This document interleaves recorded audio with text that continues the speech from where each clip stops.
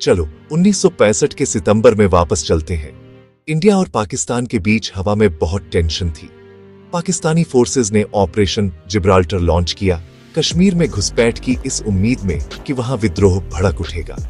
पर चीजें प्लान के मुताबिक नहीं हुई। सपोर्ट मिलने की बजाय घुसपैठियों का पता चल गया और इंडियन आर्मी ने तुरंत जवाब दिया। इसके बाद एक फुल ब्लोन वॉर शुरू हो गई। दोनों तरफ से आर्मी को मोबिलाइज किया गया। कश्मीर, पंजाब, राजस्थान टैंक्स बॉर्डर्स पार कर गए। फाइटर जेट्स ऊपर गरज रहे थे और इंडिया पाकिस्तान एक डायरेक्ट बड़े स्केल की लड़ाई में उलझ गए थे। चलो टाइमलाइन को समझते हैं। Pakistani forces cease fire line को क्रॉस करके इंडियन एडमिनिस्ट्रेड कश्मीर में घुस गए। इंडियन ट्रूप्स ने उन्हें पीछे धकेला। अखनूर खेमकरण बैटल ऑफ असल उत्तर लेजेंडरी बन गई, जिसमें इंडियन फोर्सेस ने एक बड़े पाकिस्तानी टैंक ऑफेंसिव को रोक दिया। आसमान भी शांत नहीं था। इंडियन और पाकिस्तानी पायलट्स के बीच डॉग फाइट्स रोज का मामला हो गई थी। दोनों तरफ से जीत के दावे किए गए, पर सच्चाई कड़वी थी। नुकसान बहुत ज्यादा था और सिविलियंस को भी भुगतना पड़ा। इंटरनेशनली दुनिया नर्वसली देख रही थी। यूनाइटेड नेशंस ने बीच में आकर सीज फायर की मांग की, क्योंकि वॉर आउट ऑफ कंट्रोल होने की कगार पर थी।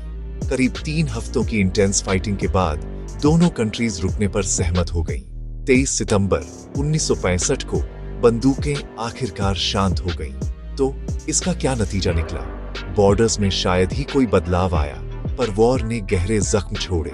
हजारों सोल्जर्स ने अपनी जान गंवाई और दोनों देशों के बीच ट्रस्ट को बहुत बड़ा झटका लगा। जनवरी 1966 में दोनों तरफ के लीडर्स ताशकंद में मिले, शांति की उम्मीद में, पर राइवलरी और शक बरकरार रहा। 1965 की वॉर आज क्यों मायने रखती है?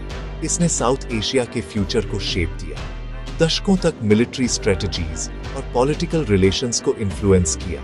इसने दुनिया को यह भी दिखाया कि रीजनल डिस्प्यूट्स कितनी जल्दी बढ़ सकते हैं। ये सिर्फ टेरिटरी के बारे में नहीं थी, यह पहचान, प्राइड, पार्टीशन की दर्दनाक विरासत आज भी, जब भी दोनों पड़ोसियों के बीच टेंशन बढ़ती है, इसकी एकोज महसूस की जा सकती है। यह है 1965 की वॉर की कहानी, एक ब्रीफ ब्रूटल कॉन्फ्लिक्ट जिसने इंडिया और पाकिस्तान दोनों के लिए हिस्ट्री का कोर्स बदल दिया। ट्यून इन करने के लिए धन्यवाद।